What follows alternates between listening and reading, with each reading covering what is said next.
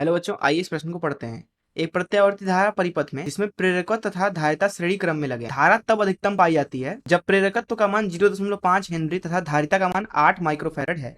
लगाए गए प्रत्यावर्ती वोल्टेज की कोणीय आवृत्ति होगी। पहला ऑप्शन है 50 रेडियन प्रति, दूसरा ऑप्शन है 5000 रेडियन प्रति सेकंड, तीसरा ऑप्शन है 500 रेडियन प्रति सेकंड, चौथा ऑप्शन है 5 × 10 के 4 रेडियन प्रति सेकंड।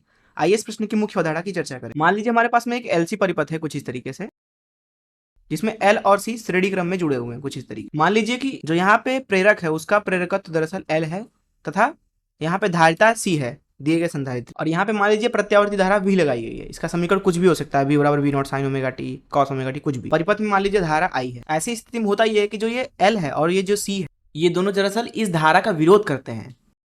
कितना ज्यादा ये विरोध करेंगे, दरअसल वो होता है उनकी प्रतिघात। जो एल का प्रतिघात होता है वो दरअसल एक्सएल से प्रदर्शित किया जाता है, तथा जो संधारित्र का प्रतिघात होता है उसे दरअसल एक्सी से प्रदर्शित किया जाता है।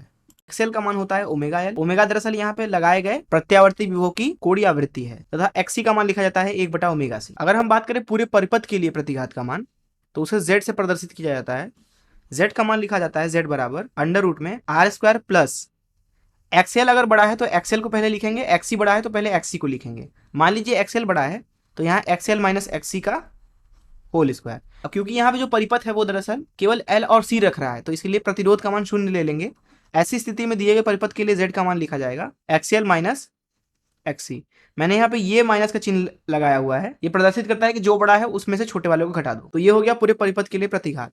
अब दिए गए परिपथ में अगर हम धारा का मान लिखें तो वो दरअसल होता है V/Z के बराबर। ये इस मुख्य अवधारणा का इस्तेमाल करके आइए इस प्रश्न को हल करें। यहाँ इस प्रश्न में हमसे पूछा जा रहा है धारा का मान अधिकतम है, अर्थात जो यहाँ पे धारा है वो अधिकतम है। तो दरअसल अधिकतम धारा तब होगा जब विभव भी अधिकतम हो जाए तथा जेड न्यूनतम हो जाए।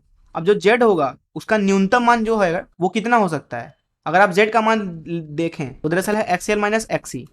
अब अगर हम इसका न्यूनतम मान लिखना चाहते हैं तो इसका न्यूनतम से न्यूनतम मान 0 हो सकता है, अर्थात वो स्थिति जब एक्सएल और एक्सी आपस में बराबर हो जाए। ऐसी स्थिति में जो धारा होगी वो अधिकतम हो जाएगी, क्योंकि जेड जो है उसका मान न्यूनतम करना पड़ेगा धारा के अधिकतम मान के लिए। तो अगर हम एक्सएल और एक्सी को लिखें तो एक्सएल है ओमेगा एल, एक्सी है 1/ओमेगा सी। तो यहाँ से जो हमें कोणीय संवेग का मान मिल रहा है वो मिल रहा है 1/√में में एलसी के बराबर में। एल का मान दिए गए प्रश्न में दिया हुआ है 0.5 हेनरी, अर्थात एसआई मात्रक में है मान।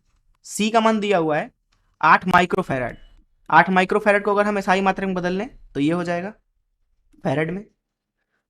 तो दिए गए प्रश्न के लिए अगर हम कोणीय आवृत्ति लिखें तो वह हो जाएगा 1/√में 0.5 × 8 × 10⁻⁻6। ये आ जाएगा आपका 10⁻³ तो यहाँ से जो आपको ओमेगा का मिल रहा है मान वो दरअसल है 500 रेडियन प्रति सेकेंड। तो इस तरीके से दिए गए परिपथ में जो कोणीय आवृत्ति है वो दरअसल 500 है। आइए देखें कौन सा ऑप्शन सही है। जैसा कि यहाँ पे आप देख सकते हैं कि सी ऑप्शन जो है वो सही हो जाएगा। मैं आशा करता हूँ कि आपको इस प्रश्न का हल जरूर समझ में आया होगा। धन्यवाद।